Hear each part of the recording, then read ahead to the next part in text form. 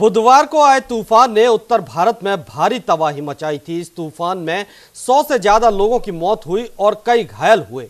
जान माल के नुकसान के साथ साथ ऐतिहासिक धरोहरों को भी नुकसान पहुंचा था। यहां तक कि कर्नाटक के चुनाव में जुटे यूपी के सीएम को प्रचार बीच में ही छोड़कर आगरा का दौरा करना पड़ा। तूफान के 3 दिन बाद गृह मंत्रालय ने फिर से 4 राज्यों में तूफान का अलर्ट जारी किया है। प्राइम टाइम में आज इसी मुद्दे पर बात करेंगे।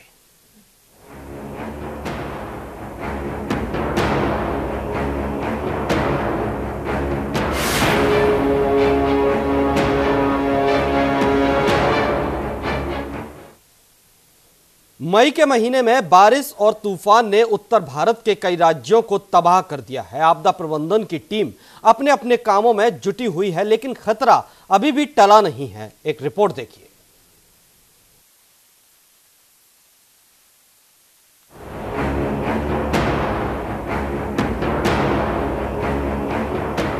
मौसम विभाग ने अगले 36 घंटे में फिर से तूफान और बवंडर आने की चेतावनी जारी की है।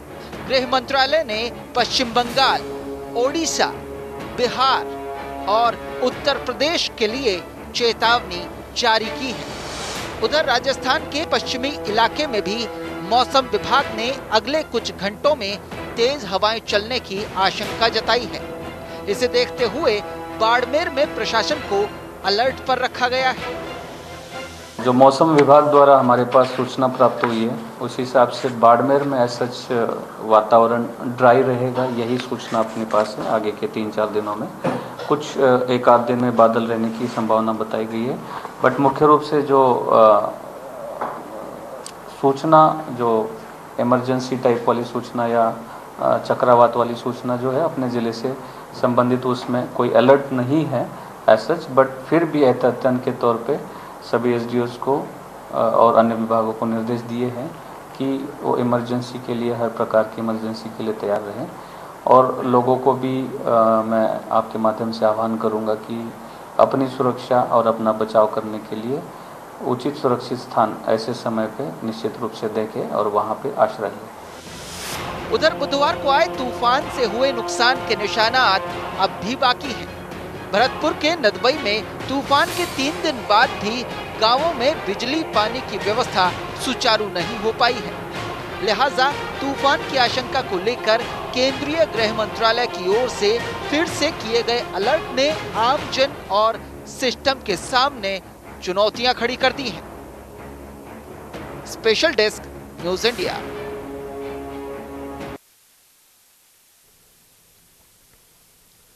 तो अभी लोग एक तूफान से उबर नहीं पाए थे, तब तक 2 और तूफानों का अलर्ट जारी कर दिया गया। बड़ी बात है कि इस तूफान में 100 से ज़्यादा लोगों की मौत हो गई थी। 5 राज्यों में आए इस तूफान के बाद से लोग अभी उबर भी नहीं पाए थे कि मौसम विभाग ने एक और सदमा लोगों को सामने खड़ा कर दिया। इस पर हमारे रिपोर्टर अलवर से हेमंत जैमन हमारे साथ जुड़ गए हैं, तो वहीं भरतपुर से प्रभुदयाल शर्मा और बाड़मेर से हमारे संवाददाता सवाई सेन हमारे साथ हैं। सबसे पहले हम बात करेंगे, हेमंत आपसे जानेंगे कि अलवर के जो हालात थे वो अभी सुधर भी नहीं पाए थे कि एक बार फिर से प्रशासन ने अलर्ट जारी कर दिया है।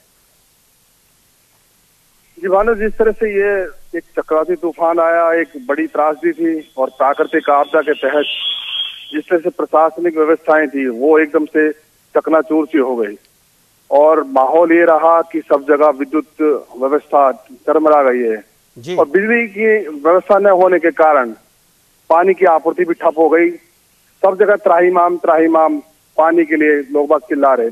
अलवर शहर की बात करें तो सबसे ज्यादा नुकसान अलवर जिले में अलवर शहर में ही हुआ है, जहाँ करीब 550 से ज्यादा पोल क्षतिग्रस्त हुए और हजारों की संख्या में पेड़ यहाँ पर टूटे हैं, पशु पक्षी मरे हैं और वहीं 10 से ज्यादा ट्रांसफार्मर ऐसे थे जो खराब हो गए। फिलहाल जो व्यवस्थाएं हैं उसमें नए कलेक्टर जिन्होंने अभी कल ही ज्वाइन किया है, प्रकाश राज पुरोहित, खुद व्यवस्थाओं को संभाले हुए हैं। आज वो फील्ड में थे पूरे दिन और उन्होंने सब जगह जाकर के जहां जहां संवेदनशीलता थी, जहां उन्हें लगा कि इधर जाना चाहिए तो वहां गए और व्यवस्थाएं देखी हैं। फिलहाल जो ये तो बात रही हेमंत व्यवस्थाओं की, जो व्यवस्थाएं अब पिछले तूफान में बिगड़ गई थी वही अभी चरमराई हुई हैं, वही अभी सुचारू रूप से चालू नहीं हो पाई हैं। लेकिन जो अलर्ट अब एक बार फिर से अगले 2 दिनों के लिए जारी किया गया है, उसको लेकर प्रशासन कितना मुस्तैद है? देखिए, जिस तरह से अभी नई सूचना आई है मौसम विभाग के द्वारा कि 7 और 8 तारीख में अभी कुछ दोबारा से इस तरह का तूफान आने की आशंका है और कहीं ना कहीं उसके लिए प्रशासनिक तौर पर एक पूरी टीम गठित की गई है और उससे बचाव के लिए पूरी योजनाबद्ध एक इनकी टीम है। जिला कलेक्टर खुद मॉनिटर कर रहे हैं। वहीं जो जिला प्रभारी हैं, गजेंद्र खीसर मंत्री हैं, जिला प्रभारी मंत्री, वो कल आ रहे हैं 12:30 बजे जिलाधिकारियों की मीटिंग लेंगे जिला कलेक्ट्रेट में और पूरी माकूल व्यवस्था के लिए, ताकि किसी तरह की जनहानि ना हो और किसी तरह की अन्य हानि ना हो यहाँ पर, इसके लिए पूरी एक माकूल व्यवस्था प्रशासनिक करेंगे। जी बानी जी। हेमंत, हमारे साथ बाड़मेर से हमारे संवाददाता हैं सवाई सेन। सवाई सेन, बाड़मेर में क्या स्थिति है? आने वाले अलर्ट को लेकर क्या प्रशासन कितना मुस्तैद है? जी बानू दुओं के 48 घंटे में तेज हवाएं चलने की आशंका को देखते हुए जिला प्रशासन ने अलर्ट जारी कर दिए। जी, उसके बाद प्रशासन अब कितना मुस्तैद नजर आ रहा है? जी बानू, बता दूं कि सभी जिले के उपखंड अधिकारी, तहसीलदार, विकास अधिकारी वो अपने क्षेत्र में सावचेत रहने की हिदायत दी गई है और किसी भी स्थिति में निपटने के लिए तैयार है। जी, भरतपुर से प्रभुदयाल शर्मा है हमारे साथ। प्रभुदयाल, भरतपुर में करीब 11 लोगों की मौत हो गई थी जो 2 मई को तूफान आया था। उसके बाद बहुत बड़ी हानि भी लोगों को हुई थी। पानी की टंकियां तक इस तूफान में उड़ गई थी। सबसे ज्यादा नुकसान भरतपुर से ही सामने आया था। तो अब एक बार फिर से प्रशासन ने अलर्ट जारी कर लोगों की सांसें थाम दी हैं। इसको लेकर प्रशासन क्या कुछ तैयारियों में जुटा हुआ है, क्या कुछ कर रहा है प्रशासन, और आने वाले अलर्ट से लड़ने के लिए, आने वाले तूफान से मुस्तैदी के लिए कितना मुस्तैद है प्रशासन? जी भानु जी, मैं आपको पहले तो एक बात ये बता दूं जी, इस तबाही के बवंडर में 19 लोग मारे गए हैं भरतपुर जिले के जी, जिसे 90 करोड़ का नुकसान हुआ है और बिजली पानी के लोग तरस गए हैं जी। आज एसपी अनिल टाक ने हाई अलर्ट जारी किया है। जी हेलो जी। तूफान को लेकर मौसम विभाग ने भी चेतावनी दी है। जिले में 2 मई को आए आंधी तूफान के कारण जीवन अस्त व्यस्त हो गया था। मौसम ने 6 मई तक दोबारा से तूफान आने का अलर्ट जारी किया है। जी जी। तो इस अलर्ट को लेकर प्रशासन कितना मुस्तैद है? एक पहले से ही लोग डरे हुए हैं, अभी तक उभर ही नहीं पाए हैं पुराने तूफान से लेकर। जैसा कि आप बता रहे 19 लोगों की मौत के बाद हर कोई गमगीन तो है ही, जहां बड़ा नुकसान भी हुआ है। तो अब ऐसे में प्रशासन इस अलर्ट से एक बार फिर अगर कोई तूफान आता है, अगर कोई आपदा आती है, तो उससे लड़ने के लिए, उससे सावधानी के लिए लोगों को कितना मुस्तैद कर रहा है, कितना अलर्ट कर रहा है, और क्या क्या सावधानियां बरतने की बात कही जा रही हैं? भरतपुर एसपी अनिल कुमार टाक ने सुरक्षा व्यवस्था को देखते हुए आगामी दिनों में किसी भी संभावित आंधी तूफान को बचने के लिए हिदायत दी है जी। तो भवन अच्छी हालत में हो, घर के बाहर ना निकलें, सामान्य जरूरत की वस्तुएं घर पर रखें, प्रकाश तथा पानी की व्यवस्थाएं करके रखें, बच्चों को बाहर ना निकलने दें। जी प्रभुदयाल जी, हमारे साथ अमित पारिक, माफ कीजिएगा, अमित पूनिया और मनीष पारिक, कांग्रेस और बीजेपी नेता जुड़ गए हैं। बहुत बहुत स्वागत है आप दोनों मेहमानों का। नमस्कार। नमस्कार जी। अमित जी, प्रशासन एक बार फिर से अलर्ट जारी कर रहा है कि आने वाले 2 दिनों तक फिर से आंधी तूफान आ सकता है। अभी लोग पुराने ही तूफान से उबर नहीं पाए हैं। 11 अप्रैल और 2 मई को जो तूफान आए थे उनसे ही लोग बुरी तरह हताहत और प्रभावित हुए हैं। ऐसे में एक बार फिर से बड़ा तूफान आने के लिए अलर्ट जारी कर दिया गया है। तो क्या सावधानियों के तौर पर आप यहां देख रहे हैं, सरकार कितनी अलर्ट आपको दिखाई दे रही है? नहीं, वो तो मैं क्या देख रहा हूँ, सब देख रहे हैं कि कितना अलर्टनेस दिखाया है आपदा प्रबंधन के नाम पे। क्या हुआ है, तूफान आने से पहले जो भी वैज्ञानिक उपकरण यहाँ पे अत्याधुनिक लगे हुए थे, इनको सूचना थी, उसके बावजूद भी कोई सूचना नहीं दी गई, एक चीज। जी। दूसरी चीज, इतनी बड़ी प्राकृतिक आपदा आई है, उसके अंदर जान माल की हानि हुई है, बड़ा संवेदनशील मुद्दा है। जिन लोगों की जान गई है हम समझ सकते हैं, अगर उनके परिवार में हम झांक के देखें तो उनकी पीड़ा कितनी बड़ी पीड़ा है, जिसकी रिकवरी किसी भी कीमत पे नहीं हो सकती। लेकिन इसके साथ साथ जो माल की हानि हुई है, जो लोगों की संपत्ति की हानि हुई है, वो बहुत बड़ा आंकड़ा है। वो आंकड़ा वास्तविकता के अंदर अभी न तो सरकार के सामने आया है, न मीडिया के सामने आया है, और जहां सामने आया है उस मामले के अंदर में भी सरकार कोई उनको मदद नहीं दे रही। अगर किसी व्यक्ति का घर उजड़ा है, अगर किसी व्यक्ति की फसल उजड़ी है, तो उसके जीवन का आधार गया है। सरकार को ये चाहिए कि प्राकृतिक आपदा को उन्होंने सही समय पे सूचना नहीं दी, उससे जो जान माल की हानि हुई वो तो हुई, लेकिन अब जो हानि हो गई है उसकी भरपाई तो कम से कम सरकार करें।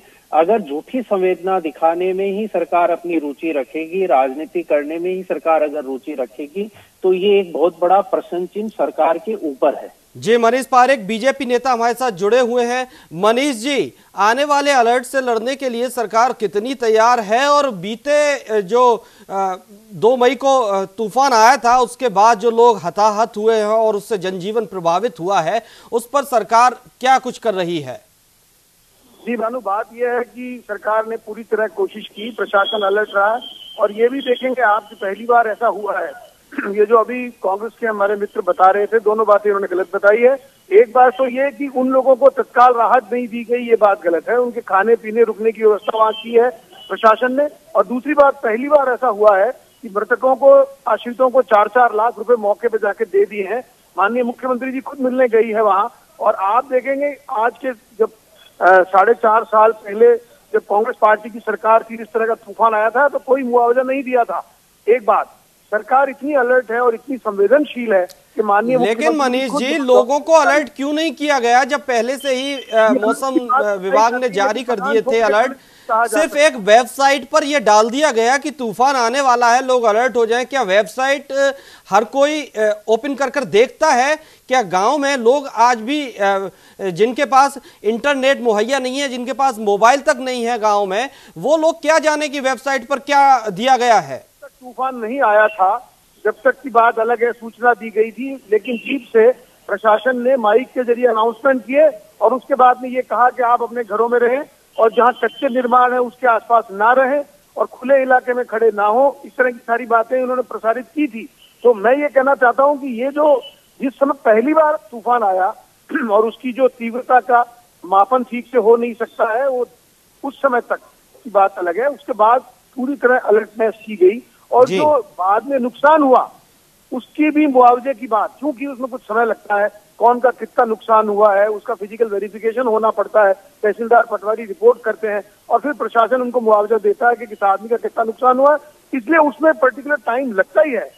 लेकिन जहां मृतक श्योर हुआ कि यहाँ पर मौत हो गई है, उनको 4 लाख रुपए और जो गंभीर रूप से घायल लोग हैं उनको 1-1 लाख रुपए मुआवजा तो आपने दे दिया। मुआवजा तो चलिए सरकार ने उसका ऐलान कर दिया, लेकिन आगे जो अलर्ट हुआ है उसके लिए सरकार कितनी सजग है और कितनी तैयार है?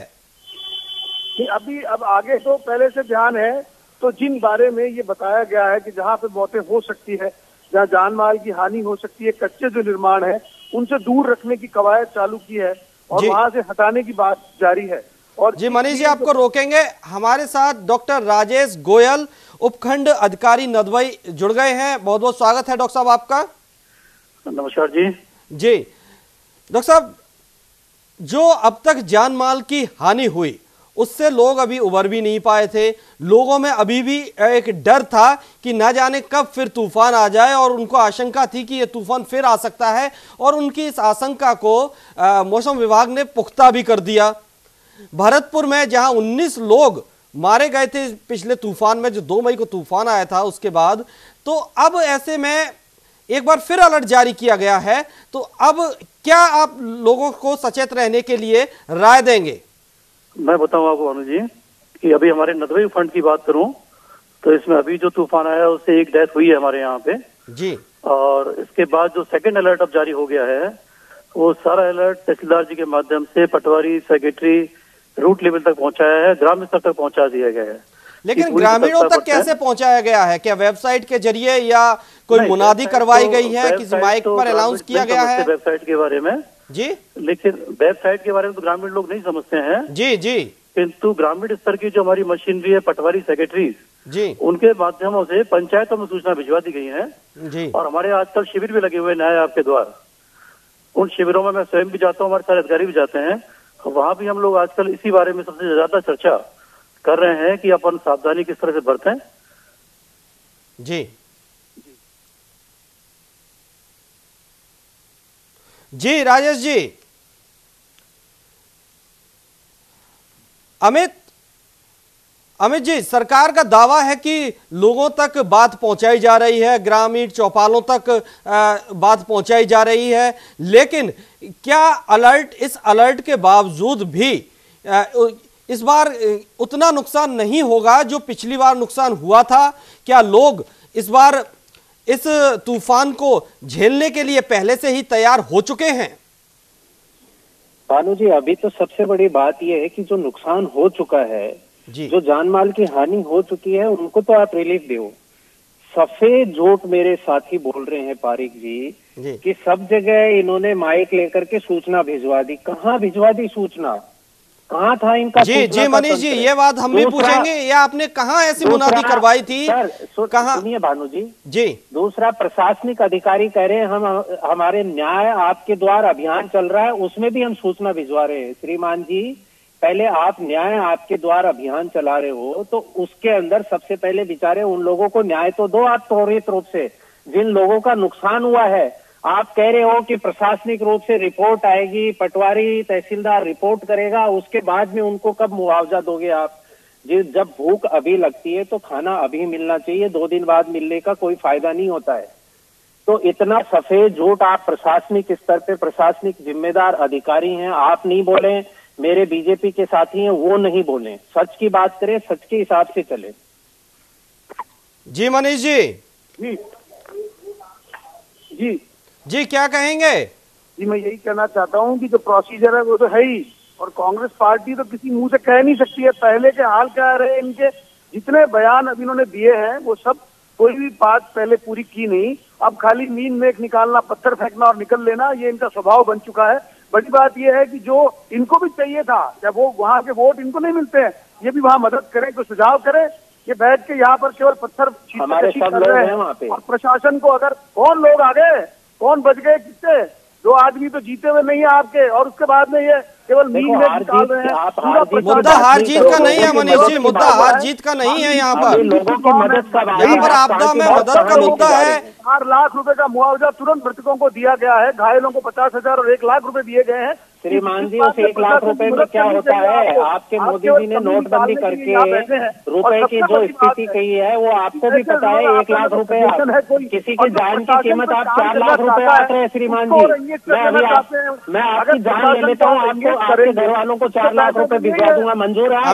अमित जी, आप ऐसा ना कहें, ऐसे किसी भी शब्द का इस्तेमाल ना करें। जो काम कर रहा है उसमें और मुसीबत खड़ी करेंगे तो इससे क्या फायदा?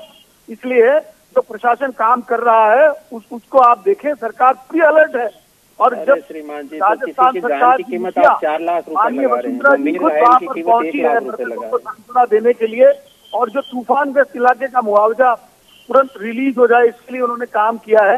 गुलाब चंद कटारिया जी जो राहत के मंत्री हैं, वो इस विषय पर विशेष बैठक उन्होंने ली है, समीक्षा जारी है। और इसलिए आप ये बता दो, माल की हानि के लिए आपने अब तक कितना मुआवजा दे दिया? काम कर रही है, हजारों लोग हैं,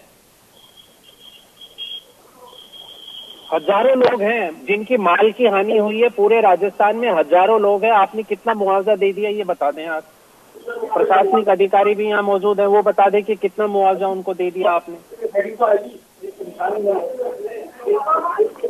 जी जी, राजेश गोयल जी, नदबई में इस पिछले बीते तूफान के बाद न लाइट आई है और ना ही पानी की व्यवस्था हो पाई है। लोगों में इससे आक्रोश उत्पन्न हो रहा है, लोगों में रोष दिखाई दे रहा है। बिजली अभी तक आ नहीं पाई है और अगला तूफान आने का अलर्ट जारी कर दिया गया है। सर मैं आपकी जानकारी बताना चाहूंगा जी कि 2 तारीख की रात को तूफान आया नदवई में जी, और 3 तारीख को सुबह 11 बजे हम नदवई शहर का फर्स्ट फीडर रेस्टोर कर चुके थे और 3 तारीख को शाम को 6 बजे तक जी पूरे नदवई कस्बे के तीनों फीडर हमारे चालू हो चुके थे। मैं और जगह की बात नहीं कर रहा हूँ, लेकिन नदवई की जहां तक बात है, हमने बहुत जल्दी लाइट को रेस्टोर किया है और हमारे दोनों ही डिपार्टमेंट, बिजली और पानी। लेकिन सर आज भी खबर आई है नदवई से कि बहुत जगह पर अभी भी लाइट चालू नहीं हुई है। खुद कालीचरण सराफ जी ने कहा है कि जल्द से जल्द 2-3 दिन में लाइट व्यवस्था और पानी व्यवस्था सुचारू होगी। मैं नदवई की बात कर रहा हूँ, नदवई में हमारी लाइट रेस्टोर हो चुकी है। मुश्किल से मुश्किल 4-5 गांव इस समय ऐसे हो सकते हैं अभी जिससे हम बात कर रहे हैं जी, जहां हमारी लाइट रेस्टोर नहीं हुई है, केवल 4 या 5 गांव। बाकी हमारी नदवई ब्लॉक में ऑलमोस्ट लाइट रेस्टोर हो चुकी है, पानी का कोई इशू नहीं है इस समय, और सारे डिपार्टमेंट मिलकर टीम वर्क के साथ मुस्तैदी के साथ लगे हुए हैं। सभी लोग पूरी कोशिश में हैं। हालांकि त्रासदी बड़ी है, हमारे साथ आपको रोकेंगे गोयल जी। हमारे साथ स्वराज फौजदार पूर्व प्रधान जुड़ गए हैं। स्वराज जी स्वागत है आपका। जी जी थैंक यू जी। स्वराज जी, 2 मई को एक तूफान आया, उससे पहले 11 अप्रैल को तूफान आया था। 2 तूफान आकर गुजर गए, लोगों का बेहद नुकसान हुआ, जान का भी माल का भी। अब प्रशासन ने एक और अलर्ट जारी कर दिया है, अगले 2 दिन फिर से खतरनाक है, लोगों को सजग रहना पड़ेगा। ऐसे में गांव के लिए कितनी खतरनाक स्थिति है ये?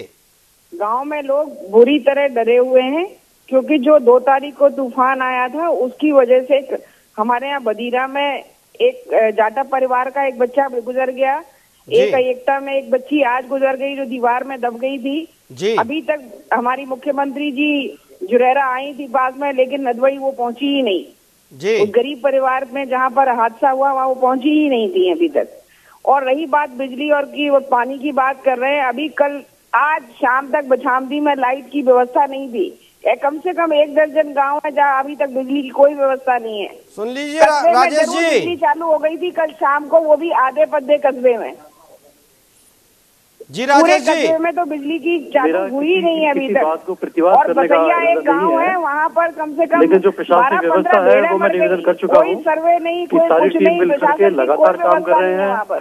रही बात बदीरा में, तो वहाँ भी माननीय जो हमारी टूरिज्म मिनिस्टर है माननीय दीपा जी, उन्होंने स्वयं ने जाके वहाँ चेक दिया और माननीय एमपी साहब भी साथ में थे, सभी ने जाकर संवेदनाएं व्यक्त की और बाकायदा वहाँ चेक दिया जी। और रही बात 2-4 गाँव की या बछामदी विशेष रूप से, मुख्यमंत्री जी तो आई थी भरतपुर जुरैर, मुख्यमंत्री जी तो आई थी, वो भी तो मैं केवल प्रशासनिक निवेदन कर रहा हूँ आप सबके साथ में कि प्रशासन की जहाँ तक बात है सभी लोग मिलकर के। बदीरा कोई भरतपुर से अलग नहीं है, नदवई में है वो, मुझे पता है मैडम। हाँ जी, मुझे पता है। राजेश जी, आपने तो निर्देश जारी कर दिए, व्यवस्थाएं आपके कागजों में बहाल हो गई, लेकिन जमीनी स्तर पर एक बार दौरा तो कीजिए कि वो व्यवस्थाएं बहाल करने वाले अधिकारी कितना काम कर रहे हैं। मैं वही बता रहा हूँ कि 3 दिन से हमारे सारे अधिकारी फील्ड में है, सारे अधिकारी 3 दिन से लगातार फील्ड में है। विशेष रूप से बिजली और पानी उनका तो लगातार दौरे हैं, हम सब भी चेक कर रहे हैं इस चीज को। आज सुबह माननीय कलेक्टर महोदय ने भी हमारी मीटिंग ली है, सारे डायरेक्शन चल रहे हैं और लगातार मॉनिटरिंग भी हो रही है। जी अमित जी, जी जी क्या कहेंगे आप? नहीं, मेरा इतना सही निवेदन है प्रशासनिक हल्के से भी, सरकार से भी, कि जो लोगों के माल की हानि हुई है, काफी हजारों की संख्या के अंदर वो लोग हैं, वो परिवार हैं, जान की हानि हुई है, बहुत बड़ा संवेदनशील मुद्दा है ये, जो भी कह रहे हैं इनकी बेहद संवेदनशील मुद्दा है और इस मुद्दे पर राजनीति भी नहीं होनी चाहिए, क्योंकि आपदा ना हमारे हाथ में है ना किसी के हाथ में है, हम सिर्फ उससे बचाव कर सकते हैं। तो मनीष जी आप क्या कहेंगे? बस एक लाइन में जल्दी से आप बताएं कि इस आपदा से निपटने के लिए और पीड़ितों को राहत देने के लिए क्या योजना है? जी, पूरे समय भानु जो प्रभारी मंत्री है माननीय कालीचरण सराफ वहाँ पूरे 2-3 दिन बने रहे। माननीय मुख्यमंत्री जी का दौरा हुआ, प्रशासन पूरी तरह से अलर्ट है और आने वाली भी मुसीबत ये है कि अगर कोई और तूफान आने की चेतावनी है तो उससे निपटने पे प्रशासन का मूल रूप से ध्यान है। जी मनीष जी बहुत बहुत शुक्रिया आपका। आप सभी तमाम मेहमानों का इस चर्चा में शामिल होने के लिए बहुत बहुत शुक्रिया। इस चर्चा को यहीं विराम देंगे और लगातार खबरों के लिए आप जरूर देखते रहिए न्यूज इंडिया।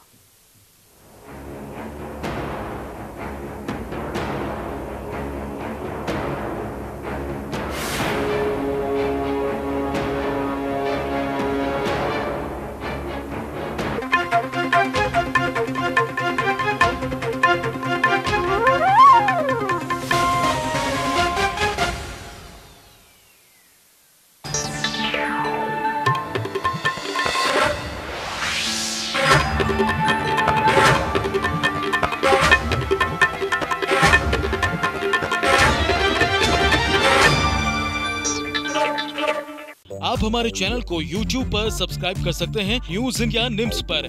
इसके अलावा आप ट्विटर पर भी हमें न्यूज इंडिया 17 पर फॉलो कर सकते हैं। फेसबुक पर आप newsindia.nimsuni पर हमें लाइक कर सकते हैं।